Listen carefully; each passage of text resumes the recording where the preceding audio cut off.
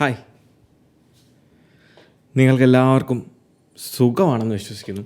Usually നമ്മൾ ചെയ്യുന്ന ആ സ്റ്റൈൽ ഓഫ് കണ്ടൻറ്റിൽ നിന്ന് മാറി ആ വീക്കിൽ നടന്നിട്ടുള്ള ആപ്പിളിൻ്റെ ലോകത്തും അതോടൊപ്പം തന്നെ ടെക്നോളജിയുടെ ലോകത്തും വളരെ ഇൻട്രസ്റ്റിംഗ് ആയിട്ടുള്ള ടോപ്പിക്കുകളായിരിക്കും നമ്മളിത് ഇന്ന് മുതൽ തുടങ്ങുന്ന ഈ പ്ലാനറ്റ് ആപ്പിൾ എന്ന് പറയുന്ന ഈ ഒരു ഫസ്റ്റ് എപ്പിസോഡിലൂടെ നമ്മൾ സ്റ്റാർട്ട് ചെയ്ത് വെക്കാൻ പോകുന്നത്. ഇതിലൂടെ നമ്മൾ സ്ഥിരം ചെയ്യുന്ന രീതിയിലുള്ള കണ്ടൻറ്റുകളല്ലാതെ എക്സ്ട്രാ സംതിങ് സ്പെഷ്യൽ നിങ്ങൾക്ക് ഇതിലൂടെ ലഭിക്കുന്നതാണ്. അപ്പോൾ കഴിഞ്ഞ ആഴ്ചയിലെ എനിക്ക് ഇതിൽ ഏറ്റവും ഇൻട്രസ്റ്റിംഗ് ആയിട്ട് തോന്നിയ ഒരു കാര്യമാണ് ഞാൻ ആദ്യം പറയുന്നത്. അതായത് സാംസങ്ങിൻ്റെ 3 ആക്സസറീസ്, അതായത് സാംസങ് ഗാലക്സി ബഡ് 3 പ്രോ, അതോടൊപ്പം Samsung Galaxy watch ultra. Samsung release ചെയ്ത ഈ 3 പ്രോഡക്റ്റുകളെയും പ്രത്യേകത എന്ന് പറയുന്നത് ഇതിൻ്റെ ഡിസൈനാണ്. കിടിലൻ ഡിസൈനാണ്. കാരണം കോപ്പി അടിച്ചതാണെന്ന് ആരും പറയത്തേയില്ല. ആപ്പിൾ റിലീസ് ചെയ്തിട്ടുള്ള ആപ്പിൾ വാച്ച് അൾട്ര, ആപ്പിളിൻ്റെ ആക്സസറി ആയിട്ടുള്ള AirPods 3rd generation, AirPods pro 2nd generation, ഇതിൻ്റെ എല്ലാം എക്സാക്റ്റ് കോപ്പി തന്നെയായിരുന്നു. ഇതുവരെ സാംസങ് റിലീസ് ചെയ്തിട്ടുള്ള ബഡ്ഡുകൾ നിങ്ങൾ നോക്കുവാണെങ്കിൽ ഇൻ ഇയർ ബഡ്ഡുകളാണ്. അതോടൊപ്പം അതിൻ്റെ ഡിസൈൻ എന്ന് പറയുന്നത് സ്റ്റെം ഡിസൈൻ ഒന്നുമില്ല, അകത്തേക്ക് കയറിയിരിക്കുന്ന ചെവിയുടെ ആ ഒരു ഇയർ ക്യാനലിലേക്ക് കയറിയിരിക്കുന്ന ടൈപ്പിലുള്ള ബഡ്ഡുകളാണ് ഡിസൈൻ ചെയ്തിട്ടുള്ളത്. പക്ഷേ ഈ ഒരു ഡിസൈൻ നിങ്ങൾ നോക്കും, ഇത് ബഡ് 3യും ബഡ് 3 പ്രോയുടെയും ഡിസൈനാണ്. ഇനി ഇതിൻ്റെ ക്വാളിറ്റിയിലേക്ക് വരുമ്പോൾ നല്ല റിവ്യൂസ് ഞാൻ കണ്ടു കുറേയധികം. അതിൽ നിന്ന് അറിയാൻ സാധിച്ചത് ഇതിൻ്റെ നോയ്സ് ക്യാൻസലേഷൻ അങ്ങനെയുള്ള ഫീച്ചേഴ്സ് എല്ലാം നമ്മുടെ എയർപോഡ്സ് പ്രോ 2nd ജനറേഷനായിട്ട് വളരെ സിമിലറാണ്. എന്നാൽ സാംസങ്ങിൻ്റെ ബഡ്ഡുകളുടെ ഒരു ഡൗൺ സൈഡ് എന്ന് പറയുന്നത് അതിൻ്റെ ആംബിയൻ നോയ്സ് അത് അത്ര പെർഫെക്റ്റായിട്ട് എയർപോഡ്സിൽ വർക്ക് ചെയ്യുന്ന അത്ര പെർഫെക്റ്റായിട്ട് വർക്ക് ചെയ്യുന്നില്ല. കാരണം എയർപോഡ്സ് പ്രോയുടെ കാര്യം നമുക്കറിയാം. ഇപ്പോൾ നമ്മൾ എയർപോഡ്സ് ഉപയോഗിച്ച് എന്തെങ്കിലും ലിസൺ ചെയ്തുകൊണ്ടിരുന്നാലും ഒരാൾ വന്ന് നമ്മളോട് സംസാരിച്ചാൽ സെൻസേഴ്സ് അത് ഡിറ്റക്റ്റ് ചെയ്യും. നമ്മൾ എന്തെങ്കിലും കേട്ടോണ്ടിരിക്കുകയാണെങ്കിൽ അതിൻ്റെ വോളിയം ലോവർ ചെയ്യും. നമുക്ക് കോൺവെർസേഷൻ കേൾക്കാനും സംസാരിക്കാനും ഇൻട്രാക്ട് ചെയ്യാനും സാധിക്കുന്നതാണ്. എന്നാൽ ഇതിൻ്റെ ആംബിയൻസ് എന്ന് പറയുന്നത് അത് അത്ര പോരാ എന്നാണ് അറിയാൻ സാധിച്ചത്. പക്ഷേ സാംസങ് ഗാലക്സി ബഡ്ഡുകളുടെ ഒരു അഡ്വാൻറ്റേജ് എന്ന് പറയുന്നത് ഈക്വലൈസർ ഓപ്ഷൻ നമുക്ക് കസ്റ്റമൈസ് ചെയ്യാൻ സാധിക്കും. അതിനുള്ളൊരു ഓപ്ഷൻ സാംസങ് കൊടുത്തിട്ടുണ്ട്. ആ ഒരു ഒറ്റ കാര്യം എനിക്ക് വളരെ നല്ലതായിട്ട് തോന്നി. കാരണം ആപ്പിളിൻ്റെ എയർപോഡ്സിൽ നമുക്ക് ഈക്വലൈസർ അഡ്ജസ്റ്റ് ചെയ്യാനോ അല്ലെങ്കിൽ കസ്റ്റമൈസ് ചെയ്യാനോ സാധിക്കത്തില്ല. സോ അങ്ങനെ ഒരു ഓപ്ഷൻ കൂടെ ഉണ്ടായിരുന്നെങ്കിൽ നല്ലതാണ്. ഈ ഡിസൈൻ കോപ്പി അടിച്ച് റിലീസ് ചെയ്തതും പോട്ടെ, അറ്റ്ലീസ്റ്റ് റിലീസ് ചെയ്യുന്ന പ്രോഡക്റ്റിനുള്ള ക്വാളിറ്റി എങ്കിലും അവർ മെയിൻറ്റെയിൻ ചെയ്യണമല്ലോ. അതും മെയിൻറ്റെയിൻ ചെയ്തില്ല. കാരണം റീസെൻ്റ്ലി റിലീസ് ചെയ്ത ഈ പ്രോഡക്റ്റിനെ ബേസ് ചെയ്തിട്ട് ഓൾറെഡി ഒരു വലിയ ഹ്യൂജ് എമൗണ്ട് ഫൈൻ സാംസങ്ങിന് കിട്ടുകയും ചെയ്തു ഈ കഴിഞ്ഞ ദിവസം തന്നെ. ഇതിലെ തന്നെ രണ്ടാമത്തായിട്ടാണ് സാംസങ്ങിൻ്റെ ഗാലക്സി വാച്ച് അൾട്ര. പറയുമ്പോൾ നമ്മളെല്ലാം പറയണമല്ലോ. നമ്മളിപ്പം ഐഫോൺ റിലീസ് ചെയ്യുന്ന സമയത്ത് എല്ലാവരും എടുത്തിട്ട് പൊങ്കാലയിടാറുണ്ട്. ആപ്പിൾ അത് ചെയ്തു, അവിടുന്ന് കോപ്പിടിച്ചു, ഇവിടുന്ന് കോപ്പിടിച്ചു, അല്ലെങ്കിൽ വർഷങ്ങളായിട്ട് ഒരേ ഡിസൈൻ കാര്യങ്ങളൊക്കെയാണ്. എന്നിട്ട് എന്തുകൊണ്ട് സാംസങ് ഇതുവരെ ഉണ്ടായിരുന്ന അവരുടെ ആ ഒരു ഡിസൈനിൽ നിന്ന് മാറ്റിയിട്ട് ആപ്പിളിൻ്റെ ആ ഡിസൈൻ അതുപോലെ തന്നെ ഒരു ഉളുപ്പും ഇല്ലാതെ കോപ്പി അടിച്ചു? ഇതിനെപ്പറ്റി ആർക്കും ഒന്നും പറയാനും ഇല്ല, ആർക്കും ഒന്നും സംസാരിക്കാനും ഇല്ല. സാംസങ്ങോ അല്ലെങ്കിൽ ആൻഡ്രോയിഡോ ഇതൊക്കെ കൊണ്ടുവന്നാൽ ആർക്കും ഒരു കുഴപ്പമില്ല. 2, വേൾഡ് വൈഡ് മൈക്രോസോഫ്റ്റിൻ്റെ വിൻഡോസ് റൺ ചെയ്യുന്ന എല്ലാ യൂസേഴ്സിനും കഴിഞ്ഞ ദിവസം ഒരു ഔട്ടേജ് വന്നിട്ടുണ്ടായിരുന്നു. ഇത് പേഴ്സണൽ കമ്പ്യൂട്ടർ യൂസേഴ്സിനേക്കാൾ കൂടുതൽ അഫക്റ്റ് ചെയ്തത് ബിസിനസ്, IT, അതുപോലെ തന്നെ ഫിനാൻസ്, ഹെൽത്ത് കെയർ, ഇങ്ങനെയുള്ള സെക്ടേഴ്സിലെല്ലാം തന്നെ നല്ല രീതിയിൽ ഇമ്പാക്റ്റ് ഉണ്ടാക്കിയ ഒരു കാര്യമായിരുന്നു. പക്ഷേ ഈ ഒരു കാര്യത്തിൽ മൈക്രോസോഫ്റ്റിനെ നമുക്ക് മൊത്തത്തിൽ ബ്ലെയിം ചെയ്യാൻ സാധിക്കത്തില്ല. എന്നാൽ ഈ ഒരു പ്രോബ്ലത്തിൻ്റെ യഥാർത്ഥ കോസ് എന്ന് പറയുന്നത്, അല്ലെങ്കിൽ കാരണക്കാരൻ എന്ന് പറയുന്നത്, ക്രൗഡ് സ്ട്രൈക്ക് എന്ന് പറയുന്ന ഒരു സൈബർ സെക്യൂരിറ്റി ഫേമാണ്. ആ ഒരു കമ്പനിയിലെ ഒരു ചെറിയ എറർ അതുമൂലം ഫാൽക്കൺ സെൻസർ എന്ന് പറയുന്ന സോഫ്റ്റ്വെയർ ക്രാഷ് ആകുകയും അങ്ങനെയാണ് ഈ ഒരു ഔട്ടേജ് ഉണ്ടാവുകയും വേൾഡ് വൈഡ് ഇങ്ങനെ ഒരു ഔട്ടേജ് ഉണ്ടാകുന്നതിൻ്റെ പുറകിലുള്ള കാരണം എന്ന് പറയുന്നത് ഈ ഒരു എറർ കാരണമാണ്. അത് വളരെ പെട്ടെന്ന് തന്നെ അവർ റിസോൾവ് ചെയ്തു. പക്ഷേ എല്ലാവർക്കും ആ എറർ അല്ലെങ്കിൽ റിസോൾവ് ചെയ്ത ആ ഒരു പാച്ച് എല്ലായിടത്തേക്കും എത്തിക്കാൻ സാധിച്ചിട്ടില്ലായിരുന്നു. അതിൻ്റെ ഒരു ഡിലേ കാരണം ലോകത്ത് പലയിടങ്ങളിൽ മണിക്കൂറുകളോളം പല പ്രോബ്ലംസും ഉണ്ടായി. അങ്ങനെയാണ് അതിന് ബ്ലൂ സ്ക്രീൻ ഓഫ് ഡെത്ത് എന്ന് പറയുന്ന ഒരു അൺഒഫീഷ്യൽ പേരൊക്കെ കൊടുക്കുകയും ചെയ്തത്. 3, സ്ഥിരം നമ്മുടെ കമൻസിലും മെസ്സേജിലും വരുന്നൊരു കാര്യമാണ് ആപ്പിൾ പേയുടെ കാര്യം എന്തായി, ഇന്ത്യയിൽ ആപ്പിൾ പേ വരുമോ ഇല്ലയോ എന്നുള്ള കാര്യം. എനിക്ക് ഒറ്റ ഉത്തരവേ വരാനുള്ളൂ. കഴിഞ്ഞ വർഷം, അതായത് 2023 ജൂൺ ജൂലൈ ഈ ഒരു ടൈമിലാണ് നമ്മൾ ഇന്ത്യയിൽ ആപ്പിൾ പേ വരും എന്നുള്ളതിനെപ്പറ്റി ചെറിയ ഹെഡ്ലൈൻസും ന്യൂസും ഒക്കെ കണ്ടത്. അതിൽ HDFC ആയിട്ട് ആക്റ്റീവായിട്ടുള്ള ടോക്കിങ്ങിലാണ് ആപ്പിൾ എന്നുള്ള റിപ്പോർട്ടുകളും കാര്യങ്ങളൊക്കെയാണ് വെളി വന്നത്. എന്നാൽ അത് വന്ന് ഇപ്പം 1 വർഷം കഴിഞ്ഞും യാതൊരു തരത്തിലുള്ള അപ്ഡേറ്റുകളും നിലവിൽ ലഭിച്ചിട്ടില്ല. സത്യം പറഞ്ഞാൽ മിക്ക ദിവസങ്ങളും ഞാൻ ഇതിനെപ്പറ്റിയുള്ള വാർത്തകൾ ഫോളോ അപ്പ് ചെയ്യാറുള്ളതാണ്. പക്ഷേ നിലവിൽ നമുക്ക് ഓൺ ബ്രോഡ് ഡേ ലൈറ്റ് യാതൊന്നും അറിയാനോ കാണാനോ സാധിക്കുന്നില്ല. ഇനി ബാക്ക്ഗ്രൗണ്ടിൽ എന്തെങ്കിലും നടക്കുന്നുണ്ടോ, ഇന്ത്യ ഗവൺമെൻറ്റുമായിട്ട് UPI ആയിട്ട് അങ്ങനെയുള്ള കാര്യങ്ങൾ എന്തെങ്കിലും നടക്കുന്നുണ്ടോ എന്നുള്ളത് ഒന്നും അറിഞ്ഞുകൂടാ. സത്യം പറഞ്ഞാൽ ആപ്പിൾ പേ വരുവാണെന്നുണ്ടെങ്കിൽ ഇന്ത്യയിലുള്ള ആപ്പിൾ യൂസേഴ്സിന് ഭയങ്കര യൂസ് ആയിരിക്കും.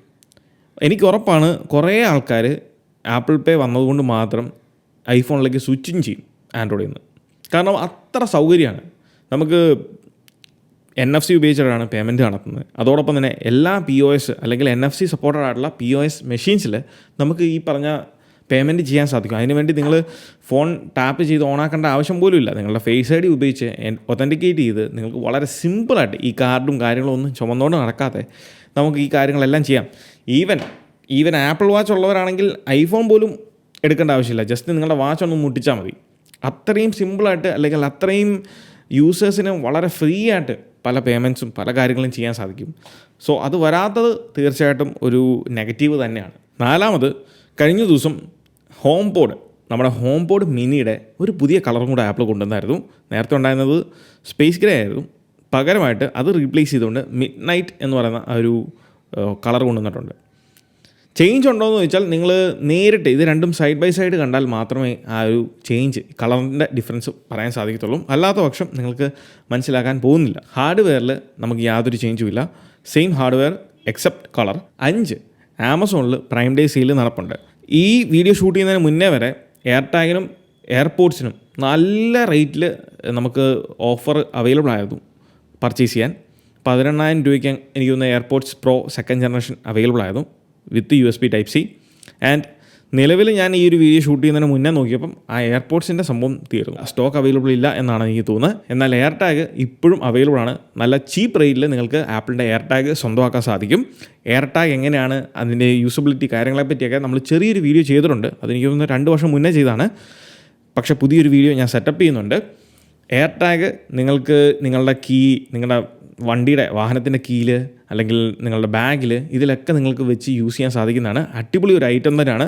6ാമത്തെയും ഏറ്റവും അവസാനത്തെയും ന്യൂസ് എന്ന് പറയുന്നത് iPhone SE 4th ജനറേഷൻ നമുക്ക് പുതിയ വരാൻ പോകുന്ന ഐഫോണാണ്.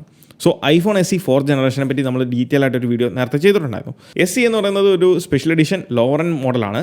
നമുക്കറിയാം ഇതുവരെ അങ്ങനെയായിരുന്നു. പക്ഷേ ഇനി വരാൻ പോകുന്നത് ആപ്പിളിനെ സംബന്ധിച്ചിടത്തോളം ആ ഒരു പ്രൈസ് ഏറ്റവും മിനിമം കീപ്പ് ചെയ്തുകൊണ്ട് ആപ്പിൾ യൂസേഴ്സിന് അല്ലെങ്കിൽ എല്ലാവർക്കും ആപ്പിൾ ഇൻ്റലിജൻസ് എന്ന് പറഞ്ഞാൽ ആ ഒരു AI അനുഭവിക്കാൻ അല്ലെങ്കിൽ എക്സ്പീരിയൻസ് ചെയ്യാൻ പറ്റുന്ന എൻട്രി ലെവൽ ഫോണായിരിക്കും iPhone SE 4th ജനറേഷൻ. അപ്പോൾ ഇവിടെ അറിഞ്ഞിരിക്കേണ്ട 2-3 കാര്യങ്ങൾ ഞാനൊന്ന് പറയാം. ഒന്നാമത്തെ കാര്യം, ഇതിൻ്റെ റിലീസാണ് 2025, ഏർലി 2025 ഉള്ളൂ നമുക്ക് സാധനം ലഭിക്കത്തുള്ളൂ. സോ അതുവരെ നമുക്ക് ടൈമുണ്ട്. നിങ്ങൾക്ക് ക്യാഷ് സേവ് ചെയ്യണമെങ്കിൽ, നിങ്ങൾക്ക് ഇപ്പോൾ ഉള്ള കാര്യങ്ങളൊക്കെ വിറ്റൊന്ന് സേഫ് ആക്കണം എന്നുണ്ടെങ്കിൽ നിങ്ങൾക്ക് സമയമുണ്ട്.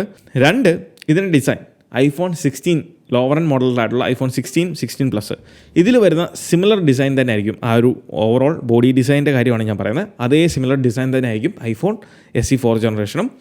അതിൻ്റെ കാര്യം എന്താണെന്ന് വെച്ചാൽ, ആദ്യം നമ്മൾ കണ്ടത് iPhone 14 അല്ലെങ്കിൽ iPhone 12 കൊണ്ടുവന്ന അതേ ഡിസൈൻ ആയിരിക്കും iPhone SE 4th ജനറേഷനിൽ കൊണ്ടുവരുന്നതെന്നാണ് ആദ്യം വെളിയിൽ വന്ന ലീക്സിലും റൂമേഴ്സിലും എല്ലാം അത് തന്നെയായിരുന്നു. കാരണം ആപ്പിളിന് കോസ്റ്റ് കുറയ്ക്കുക എന്നുള്ളതാണ് പ്രധാന പ്രശ്നം. വളരെ റീസെൻ്റ്ലി അറിയാൻ സാധിച്ചു. എന്നാൽ ഏറ്റവും അവസാനമായിട്ട് അറിയാൻ സാധിച്ച കാര്യങ്ങളിൽ കുറച്ച് സത്യമുണ്ട് എന്ന് തോന്നിയതുകൊണ്ടാണ് ഞാൻ പറയുന്നത്.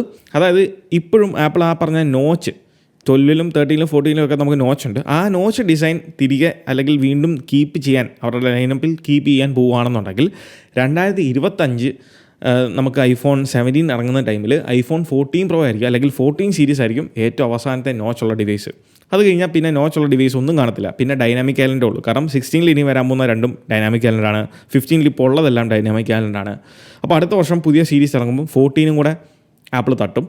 സോ ആ ഒരു ടൈമിൽ വീണ്ടും നോച്ചുള്ളത് കൊണ്ടുവരുവാണെങ്കിൽ അത് ആപ്പിളിനെ സംബന്ധിച്ചോളം അവർക്ക് കോസ്റ്റ് കൂട്ടാനുള്ള ചാൻസസ് ആണ്. കോസ്റ്റിൻ്റെ കാര്യത്തേക്കാൾ ഉപരി അവരുടെ പുതിയ OSൻ്റെ UI ഡിസൈനിലൊക്കെ വരുന്ന കുറേ ചേഞ്ചസ് ആണ്. കാരണം ഡൈനാമിക് ഐലൻഡ് ഇനി അത് ഷ്രിങ്ക് ഡൗൺ ചെയ്യും iPhone 17 സീരീസ് വരുമ്പം. സോ ആ ഒരു ടൈമിലേക്ക് UIയിൽ കുറേയധികം മാറ്റങ്ങളും അല്ലെങ്കിൽ കുറേയധികം ഒപ്റ്റിമൈസേഷൻ ഈ ഒരു ഡൈനാമിക് ഐലൻഡിനെ ബേസ് ചെയ്തിട്ടാണ് ഇപ്പോൾ കൊണ്ടുവന്നുകൊണ്ടിരിക്കുന്നത്. അതുകൊണ്ട് സോഫ്റ്റ്വെയർ പരമായിട്ടുള്ള കുറച്ച് ബുദ്ധിമുട്ടുകൾ ഒഴിവാക്കാൻ സാധിക്കും ഡൈനാമിക് ഐലൻഡ് കൊണ്ടുവരുവാണെങ്കിൽ. 2, ഫേസ് ID. പുതിയ ഒരു അറേ ഓഫ് ഫേസ് ID ആയിരിക്കും ആപ്പിൾ അതിലേക്ക് ഇൻറ്റഗ്രേറ്റ് ചെയ്യാൻ പോകുന്നത്. കാരണം ഈ ഒരു ഡൈനാമിക് ഐലൻഡ് ആയതുകൊണ്ട് തന്നെ പുതിയ അറേ ഓഫ് ഫേസ് ID ആയിരിക്കും അതിൽ ഇൻറ്റഗ്രേറ്റ് ചെയ്യാൻ പോകുന്നത്. 3ാമത്, നിങ്ങൾ വിശ്വസിച്ചാലും ഇല്ലെങ്കിലും ആപ്പിൾ ഇൻ്റലിജൻസ് എന്ന് പറയുന്ന ആ ഒരു ഫങ്ഷണാലിറ്റി നമുക്ക് എല്ലാ ഡിവൈസിലും ഉറപ്പാക്കണം എന്നുണ്ടെങ്കിൽ A18 എന്ന് പറയുന്ന iPhone 16-ൽ വരാൻ പോകുന്ന അതേ പ്രോസസ്സർ തന്നെയായിരിക്കും ആപ്പിൾ iPhone SEയിലും കൊണ്ടുവരാൻ പോകുന്നത്.